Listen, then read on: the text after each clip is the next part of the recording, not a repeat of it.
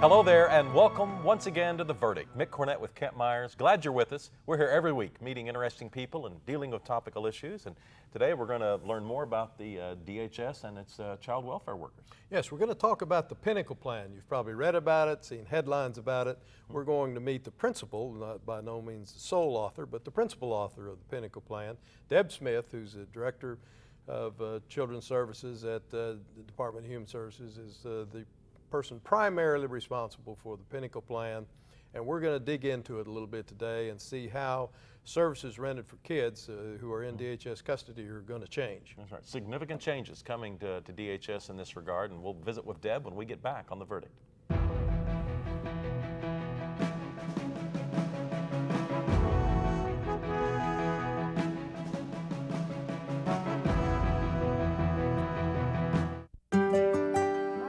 I grew up in a tough neighborhood. There was a lot of drugs and a lot of violence. Really, for me to get away was to focus on artwork. It was a way for me to really cleanse myself so I can deal with all the problems that were going on in school and at home. It kept me from crossing that line. Our goal is to make sure that the arts are available to all, that our community is awakened by the arts, that our community is touched by the arts. It's not an organization that's focused on one thing. They're focused on the arts across the board. Chesapeake knows that in order to have a full and complete community, we have to have a strong arts component. Now you have people that understand how important that is, and they're really getting involved. It really changes lives, and it changes families. You know, eventually it's going to change generations.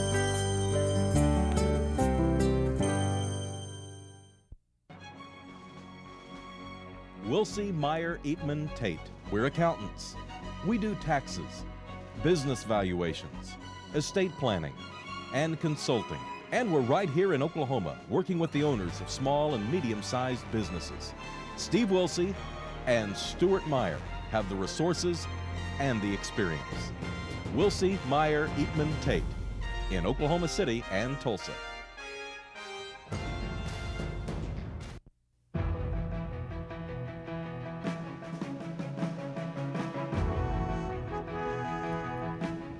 Welcome back to the set of The Verdict. Mick Cornett and Kent Myers, and Kent's going to introduce today's guest. Today we're really pleased to welcome to the set of the Verdict a friend and a person who's doing some very important things for the children in the state of Oklahoma, Deb Smith.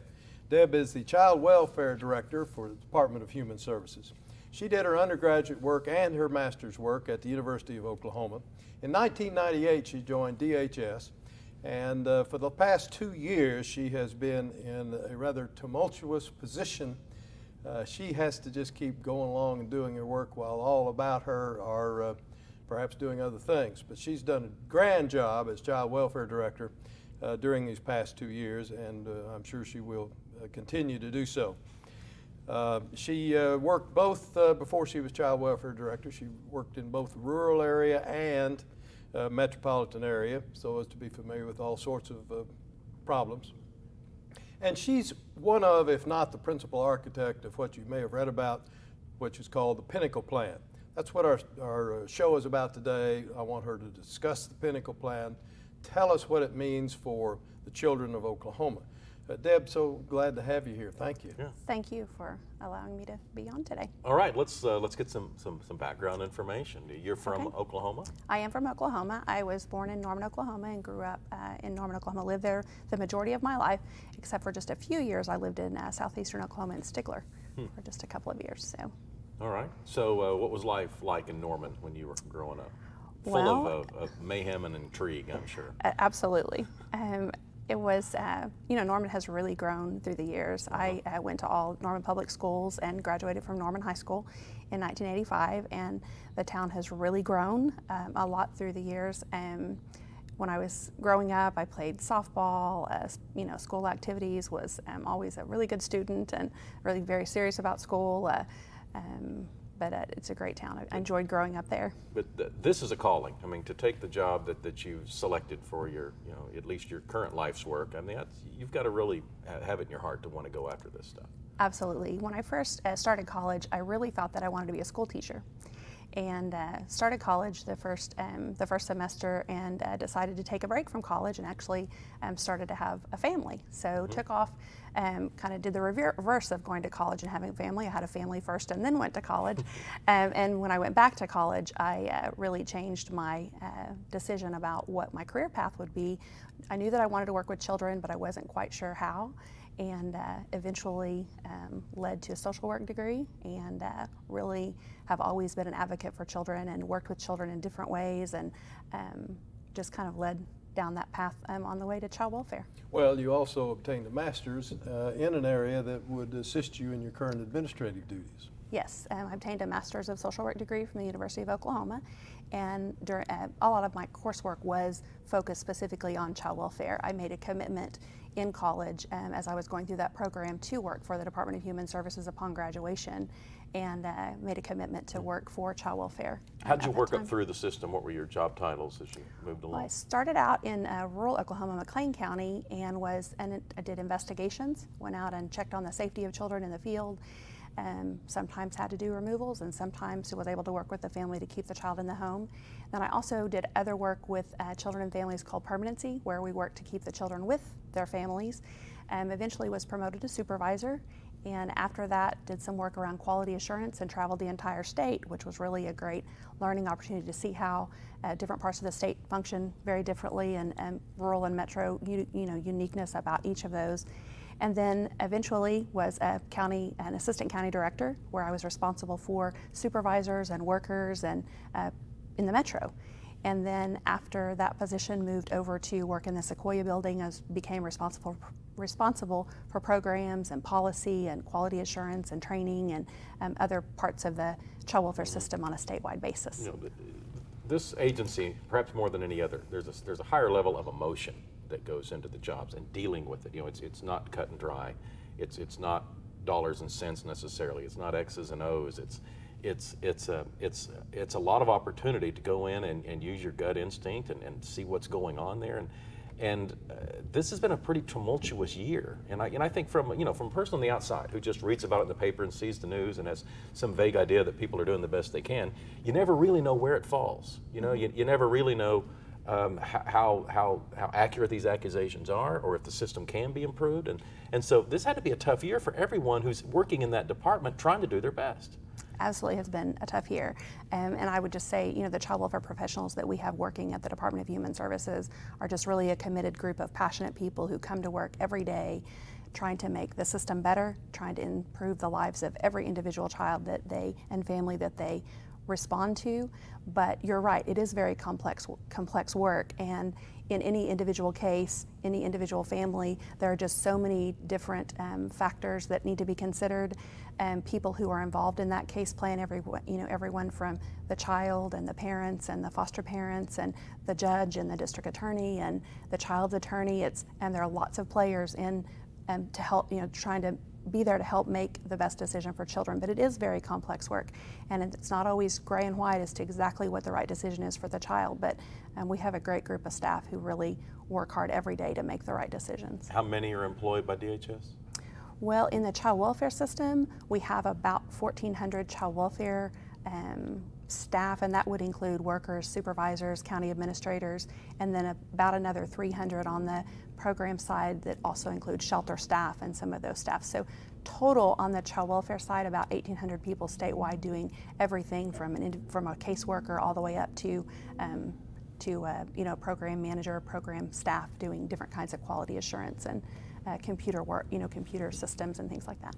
I imagine you're looking forward to things getting somewhat back to normal. The past couple of years you've been trying to do your work as Director of Child Welfare and under the gun of a fairly significant and loud class action case. Yes. That was pending and ultimately settled, and then you became designated as somebody principally responsible for input and drafting on the plan that's going to solve what we hope make the plight of children in Oklahoma much better by virtue of the plan that you're drafting, the Pinnacle Plan. Don't you look forward to the day when you can just kind of sit back and administer the Pinnacle Plan and without all these other distractions? I do look forward to that day, but I also realize we need the involvement of community, of the legislature, of the governor's office, of business leaders. We need the involvement of everyone. So, I think even going forward, we'll have people involved in helping us improve the child welfare system. So of course it won't always be just us, but that's okay. We need the involvement of everyone, in the state of Oklahoma for this to be something that everyone wants to improve, and so it won't ever be just us working on it, hopefully. So, do we track how caseloads increase or decrease Yes. from year to year, and what's Yes. been the trend for the last few years? Okay.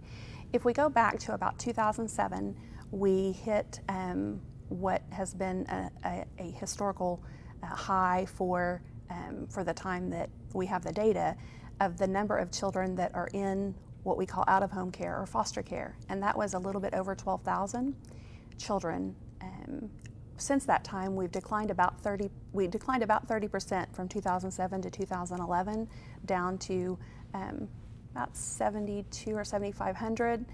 But we're starting to see kind of a trend back up a little bit upwards. We're around 9,000 right now, children in what we call out-of-home care or foster care in the state of Oklahoma. What do the experts say causes decreases or increases in children coming into the system? Well, probably as many different opinions about that as there are experts who are willing to speak about that. We notice a trend in Oklahoma on the number of referrals that we receive at our OKDHS Abuse and Neglect Hotline, sometimes depending on huge media events, such as the Sandusky trial, and other media events will spark an increase in referrals, and people who may have been concerned about children in the past, but they weren't quite sure if they should call or not. So we see kind of a peak there as there is media attention on issues. As far as other trends, if you kind of look from maybe a law enforcement perspective or drug and narcotics perspective, there are trends depending on different types of drugs that are coming through our state. So if you go back to around 1998 to 2000, there was a large increase in the use of meth in Oklahoma. So we saw our caseloads kind of grow from children being exposed to the conditions of their parents who were on meth. We're seeing a little bit of an increase right now of PCP. It's a small increase, but that's a new trend on the drug scene for us at OKDHS. So sometimes that will cause trends to go up and down as far as the referrals we receive and children that we find in harm's way. And then sometimes changes in policies and legislation about what we define in Oklahoma as abuse neglect. Every state, there's a federal definition of abuse, neglect, and care, but every state has some nuances about how they define abuse and neglect. So as we make changes in Oklahoma about what we define as abuse and neglect, we can sometimes see a little bit of a shift in the number of children that we're serving. Deb Smith is the Child Welfare Director for the Department of Human Services in the state of Oklahoma. She'll be our guest when we return on The Verdict.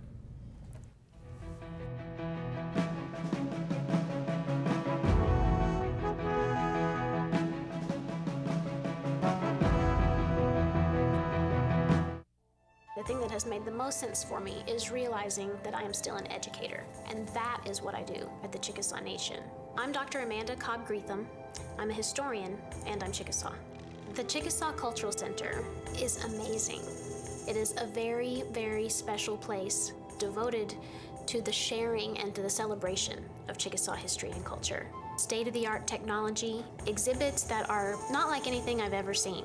The Spirit Forest is incredible, and you feel as if you have actually just walked into a forest with huge trees all around you. It's timeless, and yet it's sort of also representative of our time depth, to really just sort of reach through time and touch the past. By the end of the exhibits, you really have a sense of Chickasaw cultural and political resurgence, and the extent to which we are a healthy, dynamic, and vital tribe today. Chickasaws have always been an inclusive people. This is something for the whole community and for the state of Oklahoma. We believe in bulldogs, rams, and Spartans. But above all, we believe in students.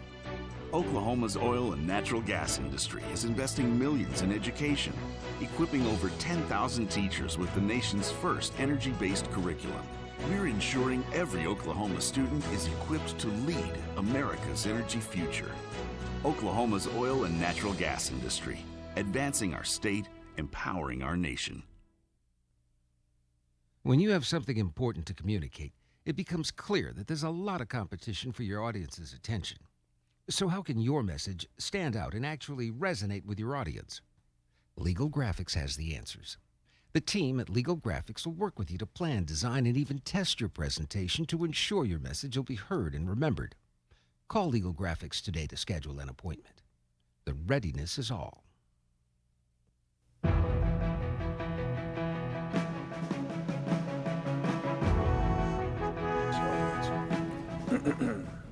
Welcome back to the set of The Verdict. Deb Smith works at DHS as the Director of Child Welfare, and we've been hearing a lot about the Pinnacle Plan. Why don't we start at the beginning? What was necessary for the Pinnacle Plan to come into being? Okay. On January 4th, 2012, OKDHS reached a settlement agreement with the class plaintiffs on the plaintiffs on the class action litigation DG versus Yarborough, which was a class action litigation about the foster care system.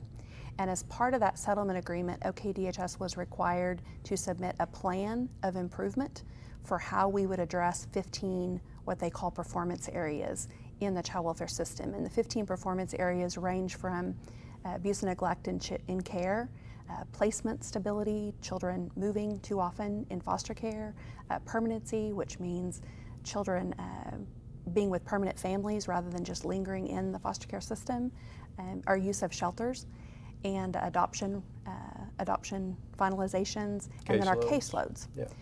So that plan was to address those 15 performance areas, and the plan is designed to give the agency direction, the vision, the expectations of what we will do differently going forward. It's a 5-year plan that begins this state fiscal year, so we are knocking on the door of July 1. So, and it is a roadmap for how we will improve the child welfare system in Oklahoma. And how did you go about trying to determine what to put in it?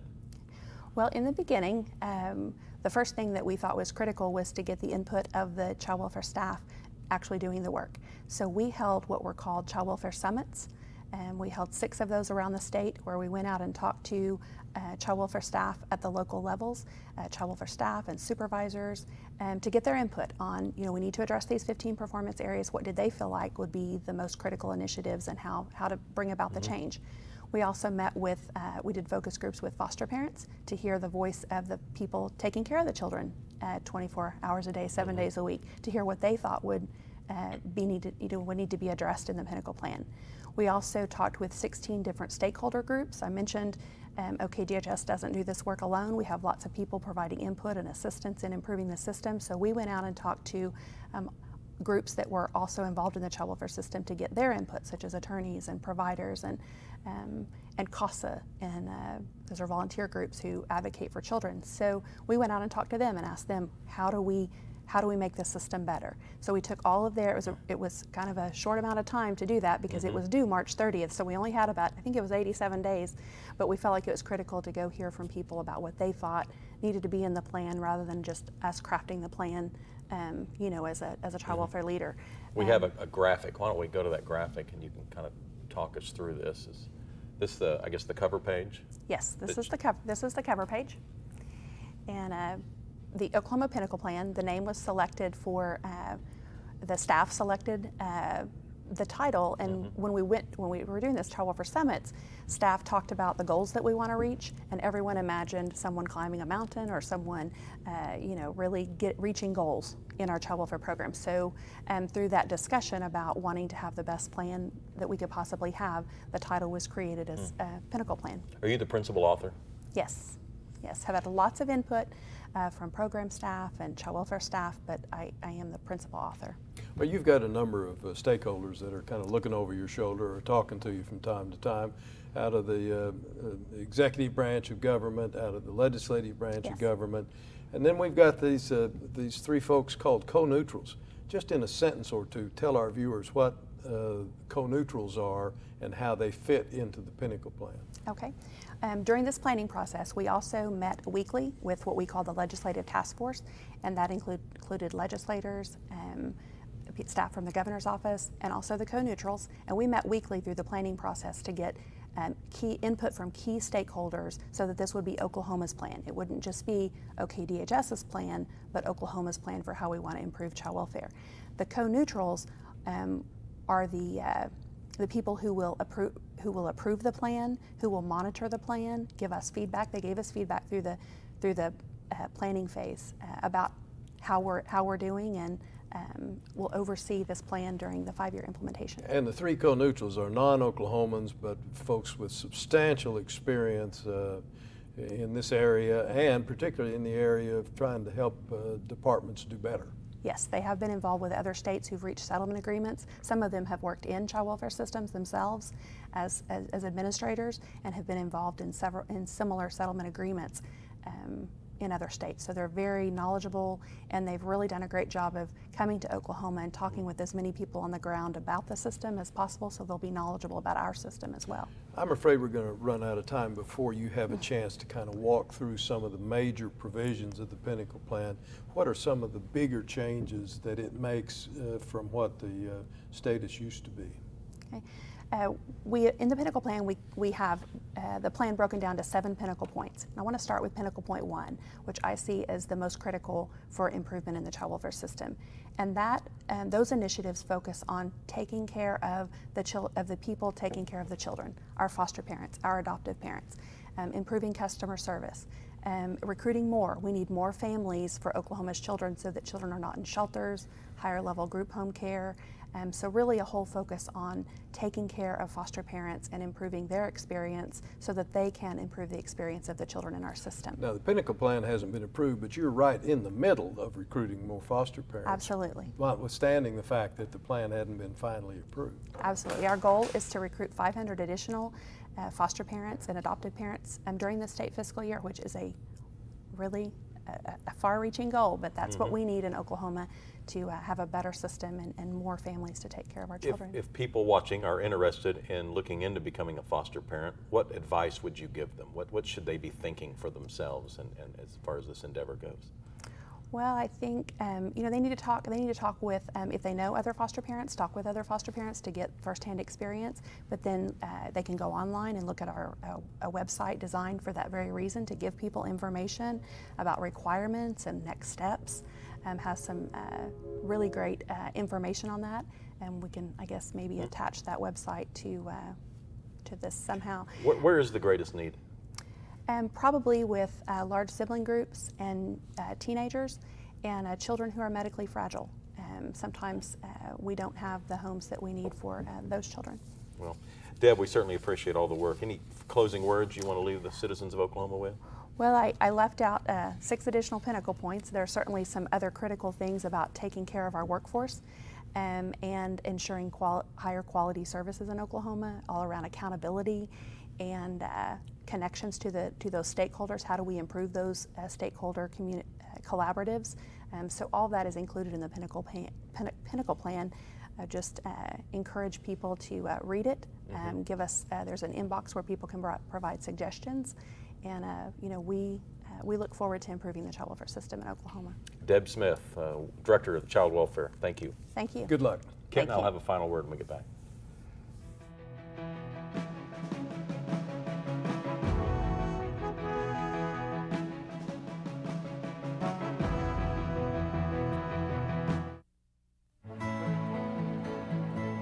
The good life comes naturally to Tulsa, where nature's beauty is matched with an eye for aesthetics. A legacy of neighborhoods graced with lawns and landscaping and handsome homes. A place that seems to have patented an ideal lifestyle. Bank First is loyal to the quality of life Tulsa assures its citizens, to the priority placed on education, culture, and growth. Loyal to builders who transform raw land into residential charm. Developers who see opportunity and add vitality to Tulsa's economy. Bank First serves both enterprise and private lives that need a loyal partner. It's how we help nurture this city's very good life. Bank First. Loyal to Oklahoma. Loyal to you. All children deserve a life of hope and love, but sometimes they experience a life of pain, neglect, and abuse. When that happens, Each child deserves all the quality assistance and representation that can be offered in our legal system. For more information, call 23-CHILD. Oklahoma Lawyers for Children, helping to bring hope and love back to the lives of abused children. You will always be mom and dad to me.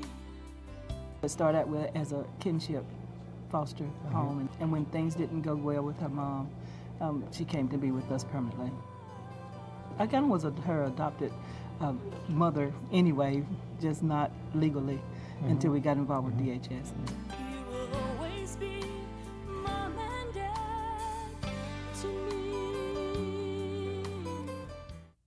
The Journal-Record is pleased to be a sponsor of The Verdict. The Journal-Record, since 1903, the best source of Oklahoma business news and legal information. And for almost 30 years, Oklahoma political, government, and business leaders have turned to the McCarville Report for accurate, reliable, inside information. Visit the McCarville Report online. Welcome back to the set of The Verdict. Mick Cornett and Kent Myers wrapping up a show with Deb Smith, who's the Director of Child Welfare at DHS. Boy, it was a heavy task, but she certainly seems up to the charge. Well, we're very fortunate to have Deb in the position that she is to kind of champion the effort for bringing about meaningful change in Oklahoma, all for the benefit of the kids who are in care and who need it terrifically. And she's dedicated, bright, hardworking. Oklahoma is very fortunate to have her amongst the folks working on this. Yeah, and just putting a Pinnacle Plan together had to be a major undertaking. Well, it's unique. It's a plan that has not been prepared before anywhere. It's a format that hasn't been used anywhere before, and we're breaking new ground on this Pinnacle Plan, and we have every reason to believe it will be successful. Well, people can read it for themselves if they go to the DHS website, and that address is OKDHS.org. Just they have a picture of the Pinnacle title page. Just click on there, and you'll have a chance to look at exactly what Deb Smith and her other workers have been working on. We also have a website too. We'd love you to go there and tell us about a show or a person you'd like to see interviewed on an upcoming edition of The Verdict. That website is theverdict.tv. For Kent Myers, I'm Mick Cornett. We'll see you next week right here on The Verdict.